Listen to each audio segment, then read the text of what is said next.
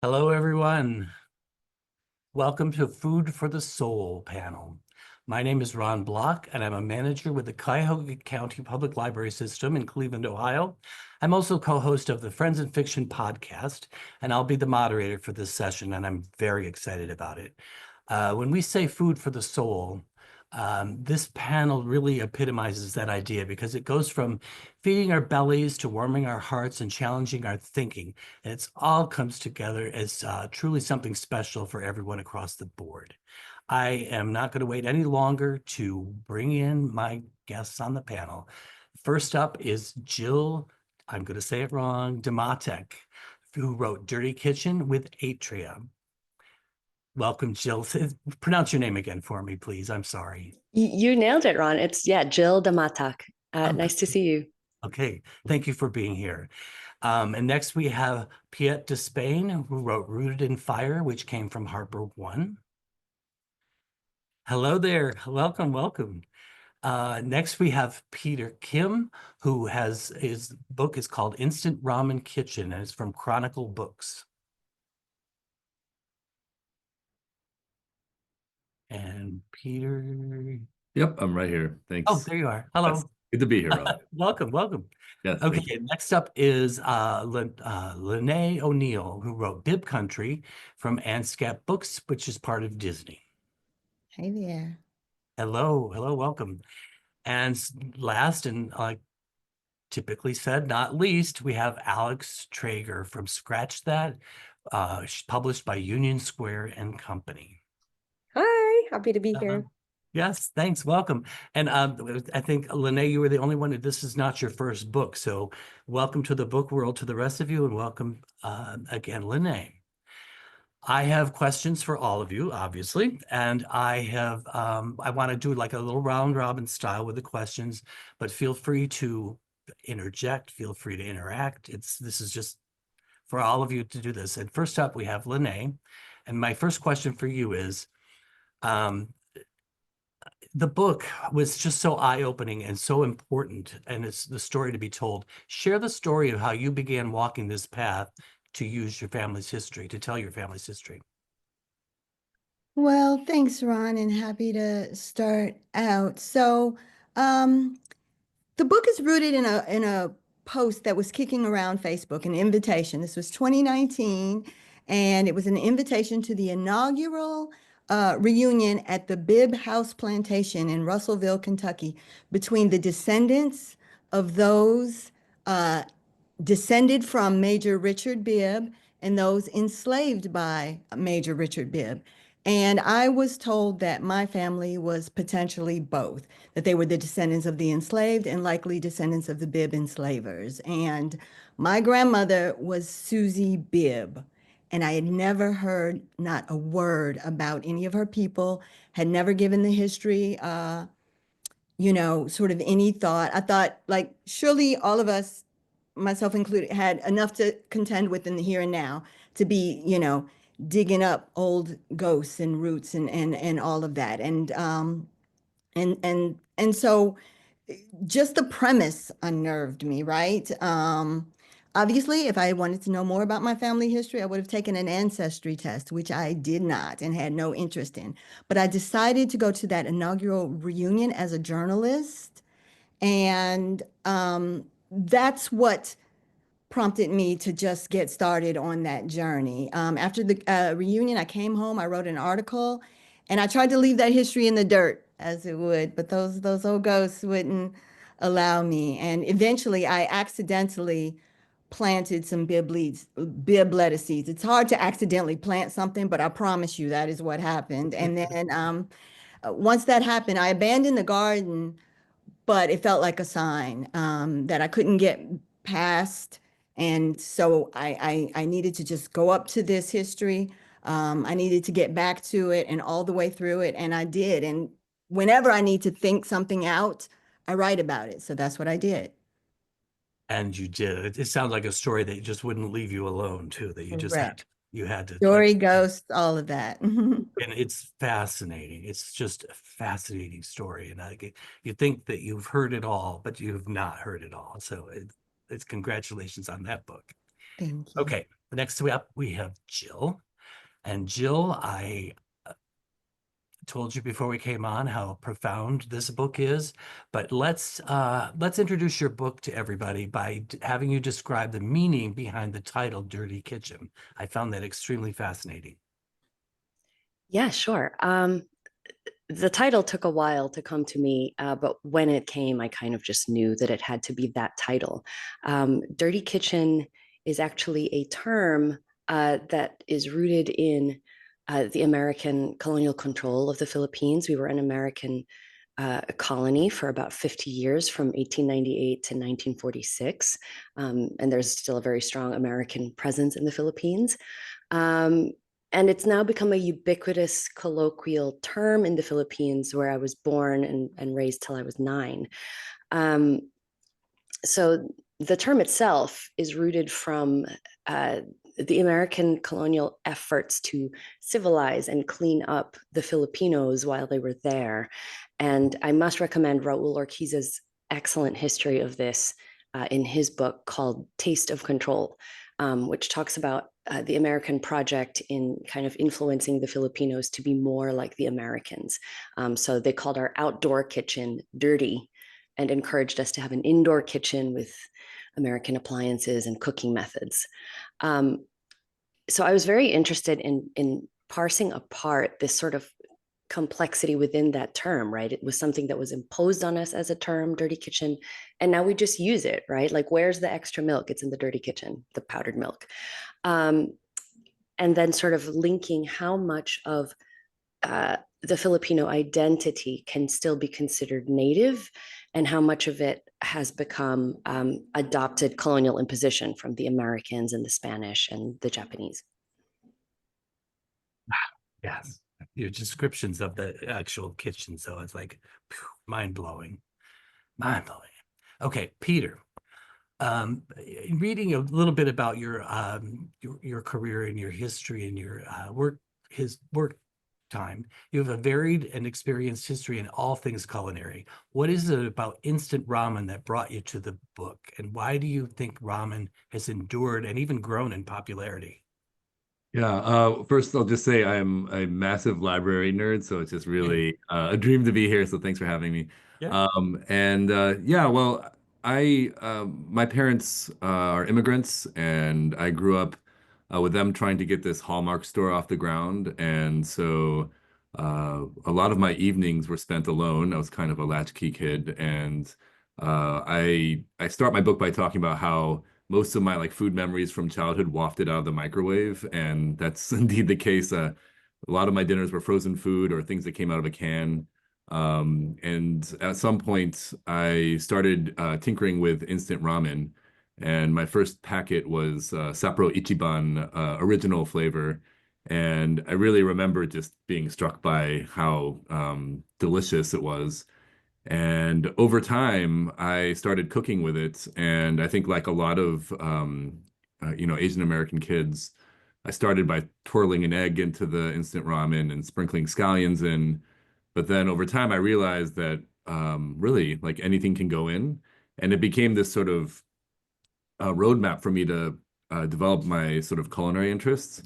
And that's something I've done my whole life. And I think I had a certain aha moment along the way where I realized that instant ramen is sort of like this super powered ingredient in your pantry. And essentially what it does is it ensures a baseline level of seasoning and deliciousness and nourishment from the noodles that, in my mind, kind of takes off the table the question of, if I cook with this, will it work? And allows you to free your mind more toward what sort of flavor profiles do I want to create, or what do I have lying around, or what do I just want to try throwing in? And so I tried to sort of distill that into this book. It's a bit of an unusual book because it's kind of like half methodological and half recipe based, but really it's about trying to introduce people to a method of thinking about instant ramen as sort of your best friend in the kitchen, who can make sure the stuff is going to taste good, pretty much no matter what you throw at it, and free you up to think more imaginatively and creatively about, what kind of flavors do I want to create. And so that's really what spurred my interest in instant ramen. I like the fact that it's cheap, it's fast, it's accessible, you can find it anywhere. And then, even if you mess up, you're really only out 10 minutes and, like $1 at most. And so I'm hoping it'll be sort of a accessible entry point. And just as far as why it's endured in popularity, well, I mean, I think uh, for those who grew up with instant ramen, I think it's just you grow up with it, it's delicious, it stays with you your whole life. I mean, I eat it with my parents as like a comfort food. But for those who might not be familiar with it, that's something that's important to know is that instant ramen is more than just sort of stoner food or dorm food. It's actually a cultural staple for a lot of people, and just not even just in East and Southeast Asian cultures, but around the world. And so I think it has this sort of cultural resonance, and that's why it really, I think, will always endure.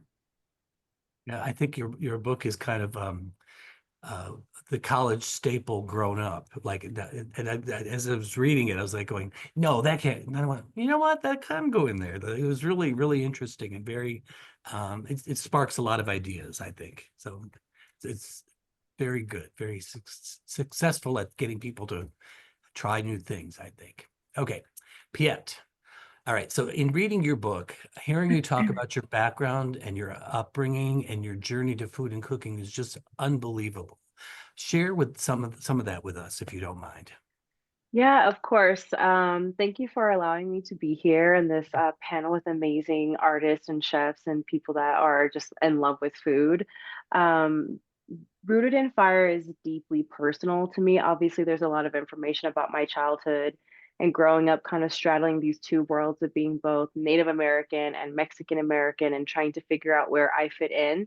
And I believe that there are a lot of people that have that same, complex and issue that you grew up in and just not really knowing where to fit in. And so food for me was kind of like the pillar that really like placed it all and put in perspective for me, and it became more of like a place where I could feel at home, like in the kitchen with my grandmother, or when I'm at ceremony trying these different foods that are very specific to Native American ceremonial things.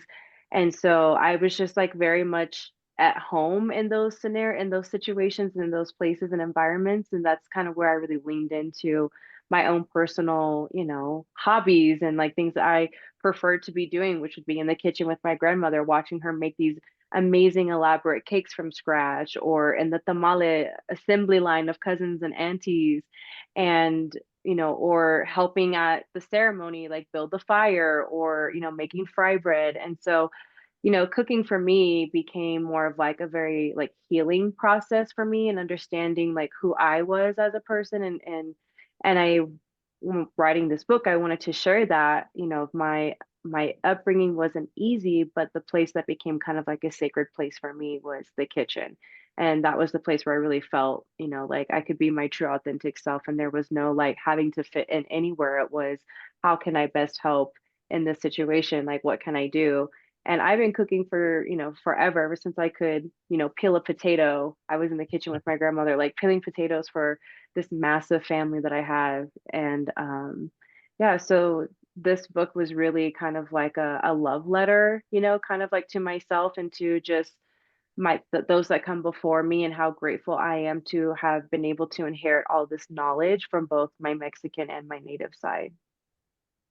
Excellent. And you mentioned fry bread, and I told you before we came on camera that I grew up next to an Indian reservation in upstate New York, and we'd always go to the green corn dance just so we could have the fry bread. And that was the one time a year that I just got a sample of it, and it still stays with me, the memories. It's Yeah. great stuff. And I saw you have a recipe for fry bread in the book, so I sure do. excited to try that. Okay, now next up is Alix. Alix. Okay, you were quoted as saying that this book is a long time coming, and it started after your days as content creator for Tasty. It's a terrific book full of enthusiasm and encouragement. What's the journey like been for you? Yeah, I mean, I say it's a long time coming because I started almost a decade ago making videos, and whether you love them or hate them, tasty videos on the internet, the hands and pans. So many people have seen my hands, although they might not put a face to them. But I started back then showing up authentically online because I felt like I had no other choice to, for filming for 2 weeks at a time. my natural clumsiness and chaotic spirit came through in the kitchen, and I have always loved to cook. It's been my passion for, like you said, as long as I could peel potatoes, I've been in the kitchen. And so, but I've always brought my own energy to everything I do because I just can't get away from myself. I have butterfingers and I'm silly and messy. And when I started showing up online and through the YouTube videos in cooking, and that came through, I really thought that it would end at people laughing or laughing with me, laughing at me. It didn't really matter. I like to entertain. And I was so shocked to see so many people messaging me saying, wow, you've inspired me to cook because I see myself in you.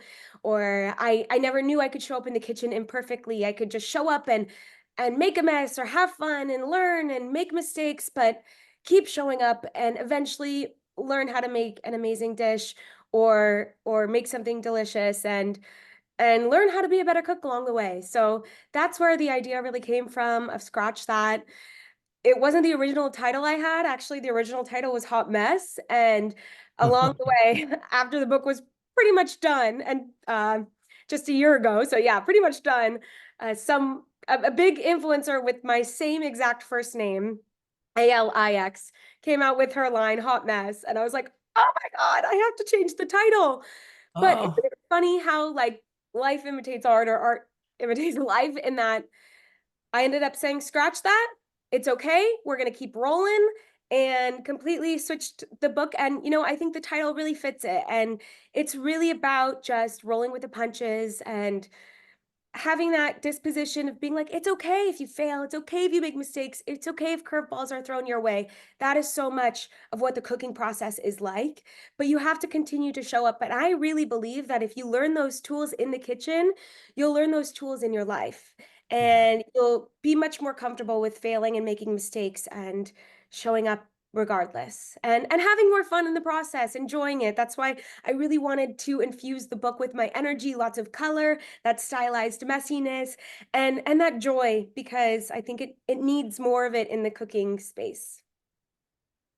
great. And you do. You bring amazing energy to the whole thing and make people feel really at home and comfortable. So and Scratch And I That. hope they I can didn't know learn about from my mistakes too. that. Let me make the mistakes for you. Get it out of the way. Yeah. Yes. Okay. Okay, Lonnae, we're going to go back to you. Your book, oh God, there's so much for people to learn in your book. It's important. I think it's a voice that people need to listen to and they really need to absorb and take in. What do you most hope yourself that people will take away from your book? Um, So I come with a particular portal, but this is American history, and any attempt to sort of divorce that, separate it, it is false and wrong, and it doesn't help us understand how we got here. Right. The as I found out at that inaugural reunion, the white Bibbs had a wealth that was foundational to America. There were Senator Bibbs. There's Bibb County, Alabama, Bibb County, Georgia, Governor Bibb. There's U.S. Treasury Secretary Bibb, who has a Coast Guard cutter named after him. And I have to say that ship messed me up. I was like, there's a ship? He's got a ship named after him? But my grandmother, Susie Bibb, and her siblings grew up in abject poverty, right? And so this story of America has been repeated, millions of times over hundreds of years. And it's economics, it's migration, it's land ownership, it's education, and it's trauma. And that trauma is generational, it's eye-opening, it is instructive. The lines of connection between these things aren't squiggly, right? They're direct. They branch off. And so, my family, my ancestors had been emancipated more than 2 decades before the Civil War and migrated to Centralia, Illinois, which was a railroad town, which had, immigrants and migrants of every from everywhere, of every sort of color, just trying to and race, trying to make a way, an American way. And what was happening to them and in their families was very much happening against the sweep of American history, right? All the economics, the politics, right? When people were being educated and how they had to find ways and fight to get educated. John Bibb, the man who's credited with developing Bibb lettuce, you know, he most directed our family history. When they first moved to Centralia, they lived on a plot of land owned by John Bibb, right? And my great grandfather was a truck farmer. And so, you know, when I think about just these intersections and, you know, this family that I spent all the summers of my childhood with, things just started to come together in terms of the stories, and I could line them up. I could sync them against what I was seeing. You can sync them up now because the through line didn't stop. It continues. And why has it always been so serially important to resist the integration of these stories, of this personal history, of this political history, of this cultural history, of this economic history, of this racial history into the story of America? And sometimes we do, there's certain eras and seasons when we can have that happen. But for me, I could make so much more sense of where we are now. And I think we could all make fuller, richer, deeper, more informed sense of how we got here when we know the stories and we incorporate them into, not separate from, the fabric of America, right? The Bibb country. That's why I called it Bibb country, because it is the story of America. It really is. And I love getting to kind of meet you at least this way, because you really exude the passion that comes through the book, and you can tell that you're very passionate about this story, and it really does come through in your writing. And I'll say again that this is our job isn't to like judge anything. Our job is to just listen to your stories and absorb them, and just kind of like put it into the thinking about where we all came from, and hopefully help us go get to a better place. As with so many of us, as I'm hearing us listen, Yes. the Oh, yeah. portal. Oh, it's a portal, but it's universal. Yes. Yes. Agreed. Okay. So Jill, in your memoir, as I said, it's told in a truly moving and meaningful way. It shines light on the mythology, the memory, and the recipes of your past, and it recalls such a brutal early life. How did you arrive at the format? Because the formatting of the book, talk about that a little bit, and putting each of those together, because each one is just, and beauty isn't the right word, but power, I think, is the right word. Where did it all come from? First of all, thank you for understanding the format and taking to it. Some days I'm not sure that I do, but I think I generally do. Mhm. And I think I had started the interweaving of history and mythology and food history and recipes and my story as a kind of self-protective measure. I had begun writing this as part of a creative writing master's program that I was in England, and initially had just wanted to write about my grandpa. And it was like an essay about me and him just eating sour tamarind from the Philippines on the streets of Pennsylvania. And when I began to include the parts of my history about growing up undocumented, I got scared, right? I was terrified of being so exposed. My response for a long time to talking about being undocumented was fear, because I think for 2 decades in the US, we never talked about it. I never told anyone, so it was scary. So it was a self-protective measure initially, me wanting to get away from it on the text, on the page. But it eventually also began to be a way for me to understand Filipino history, Filipino American history, our mythology and our culture. I think in my years of hiding and assimilation, I didn't know anything. I had kind of become really disconnected from what it meant to be Filipino. And my parents had a lot to do with that. They wanted us to be as American as possible. So the more I dug, the more I came to understand the socio-political and economic forces that brought me and my family to the US. And it's like what Lonnae was saying, Filipino history, especially 1898 to the present, is American history. And it's one that isn't taught in schools. It isn't really acknowledged in American culture and consciousness. Most people don't know that the Philippines was part of something called the American Commonwealth, which also included Puerto Rico and Guam. And despite being a part of the American Commonwealth, despite people like my grandfather fighting for the US as part of the Allied forces in World War II, we're still othered and treated as separate, right? Statistics show that for immigrants, there are two groups that take the longest to get legal permanent residency in the US, and that's Mexicans and Filipinos. So I really wanted to write about this in the book as a deeper answer to why did you come to America? Why did you become undocumented? And the answer has a lot to do with the American refusal to acknowledge what it has done to its colonies. And I think the mythology itself was just, again, a self sort of comforting measure. I just really, really love Filipino mythology. And it's, again, it feels like outside of Filipinos, people don't really know that much about it. And I really did do a lot of cooking of Filipino food in the writing of this book. That was sort of something I was doing on the side for myself as a project of recovery, right? Of recovering who I was before I came to the US and what I ate and what I put in my body before I came to the US. So it was like a reconstitution of myself. So it was also a learning experience, right? So the complexity of writing it and the challenge of weaving these things and finding out which bits of mythology and history and food history and recipe go together with my personal story, that was sometimes a really thrilling challenge. Sometimes I wasn't sure why I was making it so hard for myself, and I parsed that a lot with my therapist.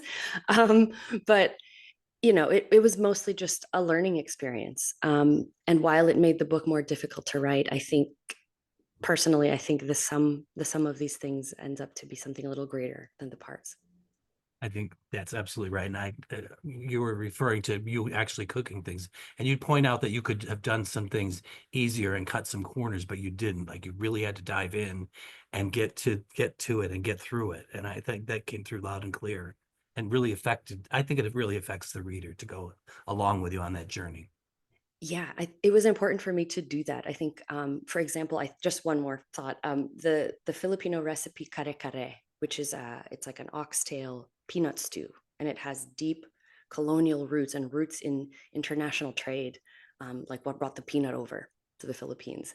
All of that history has now been sort of ground down into like an instant packet called Mamacita's mix, which I love. All Filipinos love it. But I wanted to kind of use the traditional recipe. So I made the rice flour with my own hands, and I made the peanut paste with my own hands, and just understanding what the cooking was really like back in the day. Yeah. Yeah. It's fascinating. Okay, Peter. One of the things I really like about your book is your interweaving of it with and the connection between food and music. And I think food is the great unifier anyway. You can match food with anything, anywhere, all the time, whether it's a culture or a people or a hobby. But talk about your connection between food and music. Yeah, I mean, I would say those are the Awesome. two things that really make my world go round. I grew up playing violin and piano, and I did the classic sort of Asian American kid experience of learning it with the Suzuki method, and you follow sheet music and so on and so forth. And I think for most of my life, I was playing music in that way. And it was like a few years ago, I started going to a lot of jam sessions and starting to dip a toe into improvisational music, Mhm. and especially jazz. And something really struck me about just, of course, the process of it, where you're starting something and you have no idea where it's going to go, whether it's going to go anywhere at all. But then the feeling afterward of having created a tune from scratch alongside other musicians, and the fact that it requires this presence and sort of listening to each other, adapting, and then applying your sort of creative vision for the tune and taking it in that direction. It was really striking, and at the end of it, even if the song didn't turn out great, there was a certain feeling of ownership and creation that just felt really good. And I realized that that actually has a really strong parallel with the way you can approach cooking. And I think a lot of people will start by cooking from recipes, of course, but that's like really, you know, playing music off of sheet music. And I think a lot of us here on this in this panel know the joys of improvisational cooking. And I think for me, that's generally how I cook. I'll walk in the kitchen and kind of just think about something and then make it.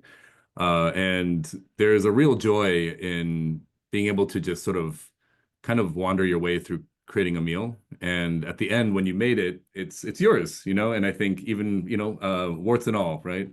And so in the book, I draw a parallel between music improvisation and the joys of improvising in the kitchen. And that's really one of the goals of Instant Ramen Kitchen, is almost like giving people like the 12 bar blues framework, you know, something that you can kind of just you can get into pretty easily and start creating around it and feel really good about it. The nice thing is that the instant ramen packet kind of takes care of the heavy lifting. And I really, you know, I'm hoping that for folks who are more used to or don't feel comfortable straying from a recipe, that with the support of instant ramen can start to really get a window into this creative process of just sort of dreaming something up and then whipping it up. Yeah, I can totally see people starting with the instant ramen and kind of veering off into other things, because I feel like it, especially the ramen recipes in there, really spark creativity. So whether it's you go to music or in something else or writing, it's all there and it's all connected, and you really put that very nicely. Thank you. Okay, Pyet. Okay, Yes. Rooted in Fire is about merging your ancestral foodways, which I love. How does your book accomplish this, and how did you decide how to approach that content? Yeah, you know, I unintentionally wrote a book that I needed when I first started my journey out as a chef, trying to figure out, you know, what I wanted to really do with my career. So before I was, you know, like on Food Network and all of like the TV competitions, I was a private chef, and I did meal prep service for like, I don't know, like 4 or 5 years, and I got really burnt out on cooking all of this food that I didn't feel connected to, like on a personal note. And I was just like cooking what my clients wanted, which was like all this like trendy dietary type of foods. And I was like, oh, you know, like I just want to cook food that I am connected to. And I would hear all these chefs talk about these incredible stories of like growing up in their grandma's kitchen, and that inspired the food that they had on their menu at restaurants. And I was like, okay, well, if I think about myself as a chef in that, you know, mind frame of like what I grew up eating, it was Native American and Mexican food. And I was like, why don't I just start cooking food that represents me and who I am? And so I started out on this like this journey of reconnecting with those foods and trying to figure out like what did my ancestors eat? What are those like ancestral foods? And I had to do a lot of research. I had to talk to elders in different communities and in my own community and just do all of this like work. And so I wrote this book that unintentionally is something that I could have used when I was going down this journey.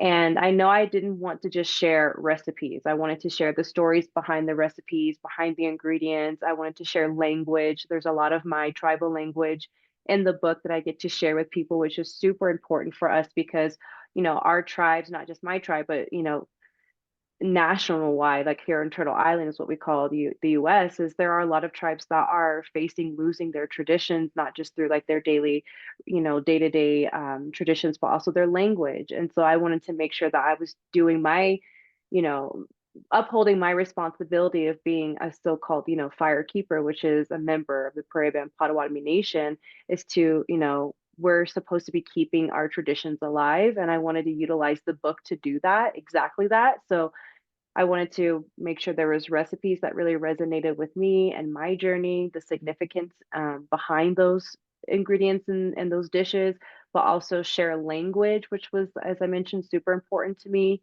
And I really wanted to also like make space for like the spiritual, emotional, and like the ancestral significance that came with the dishes. So this book really like also merges the two, Native and Mexican, kind of like how they're intertwined in a lot of ways, because before there was this separating border and influences of, you know, these colonizers in each of these spaces and these countries. There was no divide, there was no border there.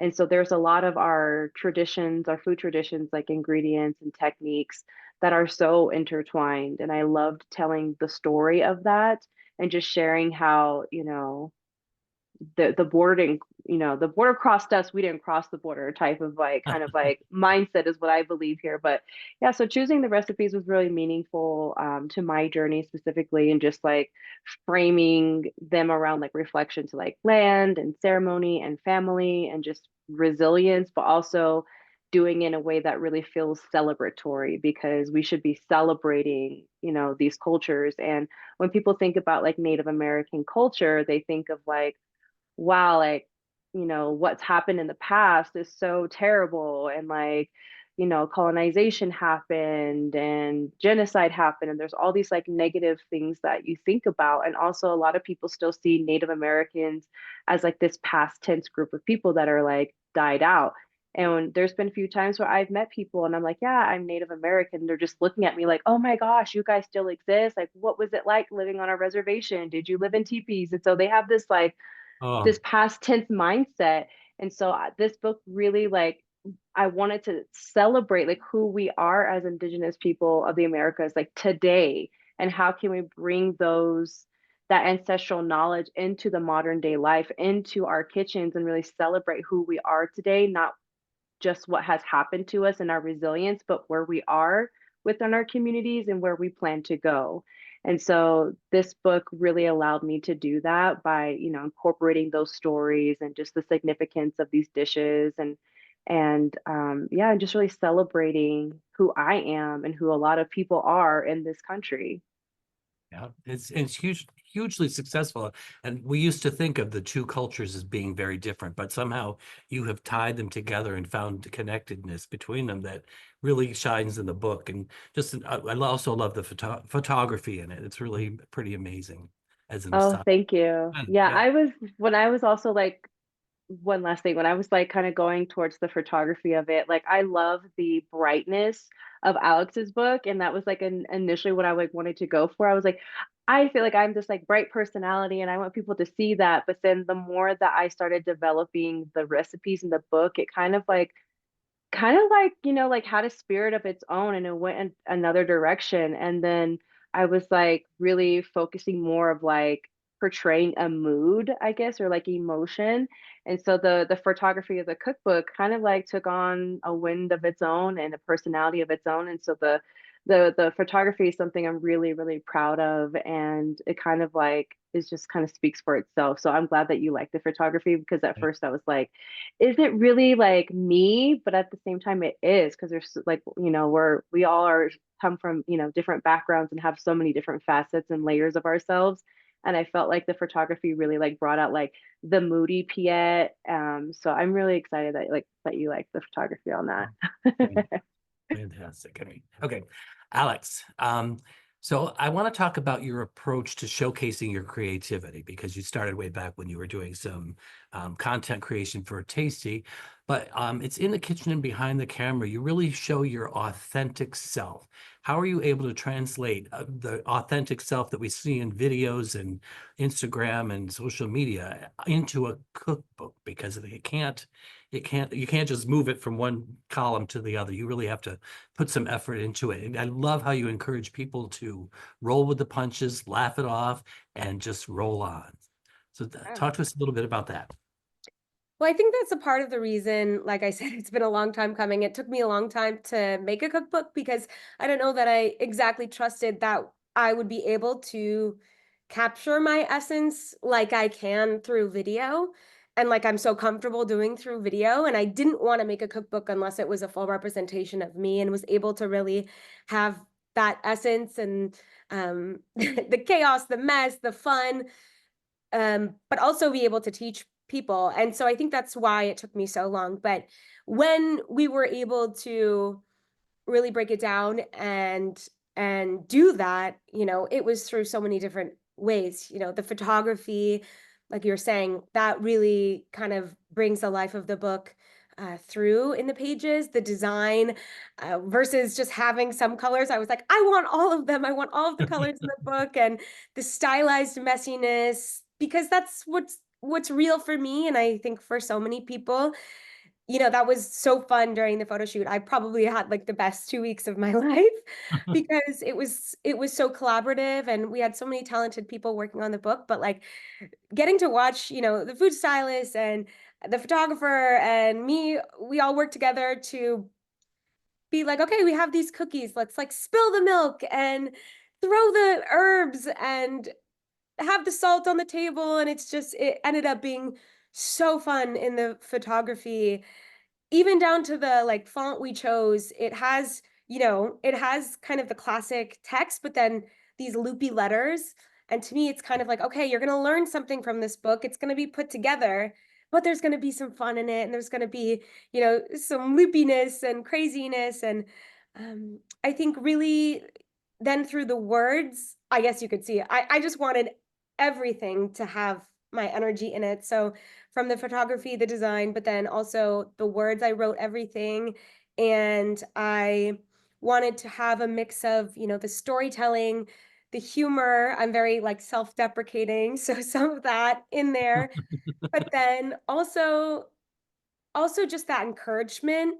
And I think more than anything, the book can be like a confidence builder.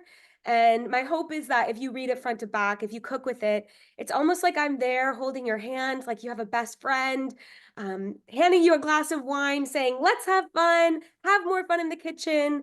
Let's make it a more inviting place, and to really just enjoy the process, even if you mess it up at the end, because you know what? That's just another data point. And to me, the more you burn something, the more it's burned into your brain not to do it the next time. Do it again. Learn something from it, right? Learn something from it. Yeah. And so I hope it's just a really fun, lighthearted read, but also in that approachable tone that it invites more people into the kitchen, but that you can really learn from it. I think I have have that's those tools from my time at Tasty, just because we were very like approachable home cooks, and we're able to show up in that way and be really inviting for people who may not have cooked before. But I hope anybody could learn something from it, take something from it. Yeah. Well, I think that when you mentioned about the style and the fonts and the design of it, it really comes across because it makes people go like, I can do this, I can do this. And it kind of reflects your personality. So it was very well chosen the way the book is stylized and how it matches with your personality. So Thank you I think so much. Yeah. you're going to, your fans are going to love it, and then you're going to gain a whole bunch of new fans with it, I bet. Yeah, I hope so. Yeah. And just, yeah, to really just share the joy of cooking at the end of the day, and to loosen up, Yes. I can't believe we're getting towards the end, but I've got one more round of questions for each of you. So, Lonnae, we often ask writers about their process and research and things like that, but we kind of shy away from personal parts of it. Do you mind sharing a little bit about your emotional journey in writing this book and telling your story? Yeah, absolutely. And thank you for that question because it was intensely emotional. First of all, listening to all of you all, I have to say, makes me want to get back in touch with my grandmother, Susie Bibb's Kitchen. My grandparents owned a place called the Confectionery, and it was a restaurant, tavern, and a gathering place. And there were so many foodways. And I think when I started the Bibb country, the journey sort of writing this, one of the reasons I didn't connect the two was because of the zero cultural vernacular that Bibb lettuce and my grandparents' restaurant, which was full of rib tip sandwiches and smothered pork chops and chicken and dumplings. And, it would never be the kind of place where you'd have a no smoking sign. Like all of this is all in the swirl. But it took me years to get through the research and writing of the book because I would have to pause and just gather myself because I had learned something that rearranged me, right?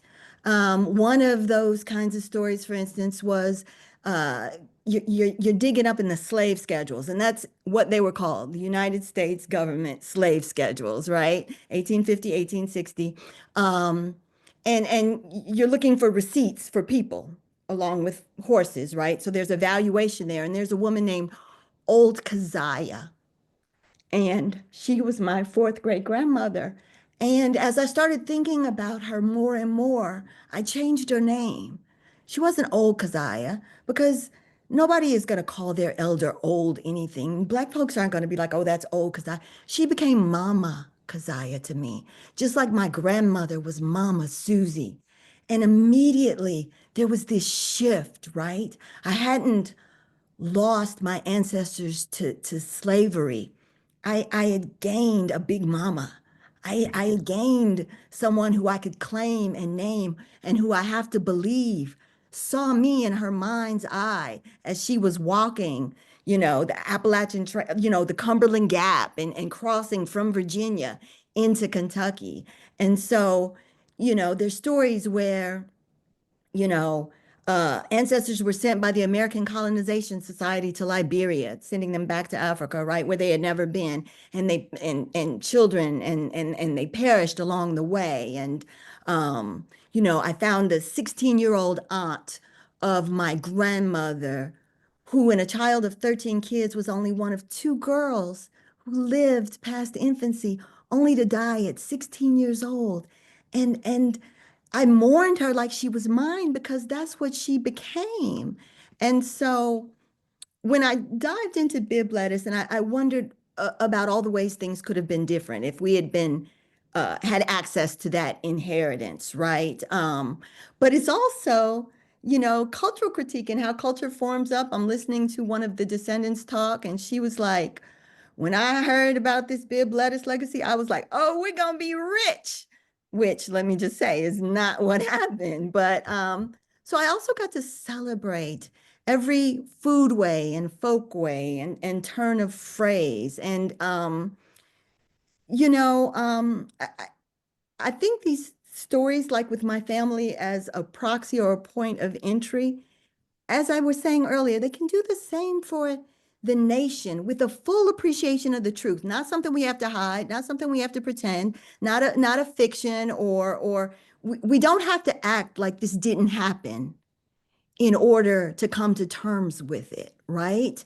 And that Right. is what I did, and that is what I had to do. So I would be researching, and then I have to take a pause, as my darling mother, who passed away just 2 months ago, 2.5 months ago. I'm sorry. Thank you. So during the writing of this book, I was also taking care of her. So I felt so connected, and there were so many ghosts in the swirl, right? And so many things that I came to call breadcrumbs that would happen to, you drop a book and it opens up to Henry Bibb. You turn on the TV and there's the quarterback is named Bibb, or just all these things that I came to understand were not coincidences. They were breadcrumbs. And I came to terms with that, and I accepted, okay, I'm just going to take all of this in so I can render it. And by extension, just try to advance that conversation, carry my weight, carry my part, carry the ball just a little bit further on this field and in this experiment. Thank you. I'm told that we are just about out of time, and I'm so sorry we didn't get. I want to do this for hours and hours and hours, but thank you all so much. Your books are amazing. I would encourage everybody to get their hands on them, put them on your list, get them on your shelves. The stories are fascinating. The creativity is incredible. The passion's amazing. And thank you all for being here. I can't thank you enough, and I'll be in touch because I want to know more. Thanks to all the librarians for joining us. Next, there's 2 concurrent mini panels, Imagining the Past and Women in History. So everybody say goodbye. Thank you. Thank you for having Thank us. Thank you so you. much. This was great. Thank you. Thank you.